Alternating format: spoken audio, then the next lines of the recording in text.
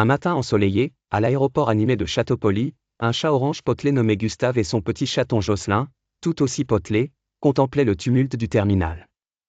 Leur minuscule valise à côté d'eux, ils regardaient avec émerveillement les grands écrans de départ scintillants. Des voyageurs pressés passaient sans les voir.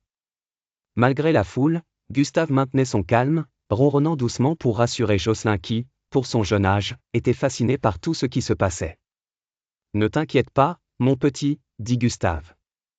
Bientôt, nous volons vers la grande savane. » Une fois à l'intérieur de l'avion, confortablement installés sur un siège moelleux, Gustave et Jocelyn examinèrent le paysage se déroulant par le hublot.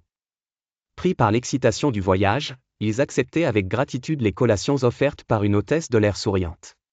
« Ce sera un vol paisible, » murmura Gustave en voyant Jocelyn déjà somnolé, ses petites pattes reposant sur le ventre rebondi de Gustave. Cependant, le vol prit une tournure inattendue lorsque l'avion fut pris dans une soudaine tempête. Tremblant violemment, les alarmes se mirent à sonner. Gustave, inquiet, serra son petit chaton contre lui pendant que des masques à oxygène tombaient du plafond. Le chaos régnait à bord alors que les passagers paniquaient, mais Gustave restait concentré sur Jocelyn, murmurant des encouragements entre ses ronronnements.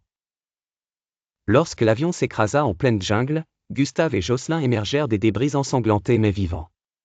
Assis sur une aile d'avion brisée, Gustave pleurait silencieusement, ses larmes imprégnant sa fourrure orangée. Il tenait Jocelyn dans ses bras, remerciant le ciel étoilé.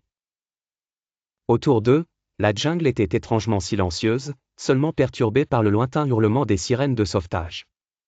Enfin, l'équipe de secours arriva et, enveloppés dans des couvertures chaudes, Gustave et Jocelyn furent transportés vers une ambulance.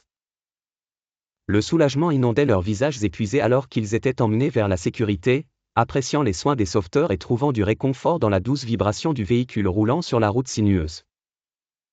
Leur périple vers la grande savane était terminé, mais à travers cette épreuve, leur lien était devenu indestructible.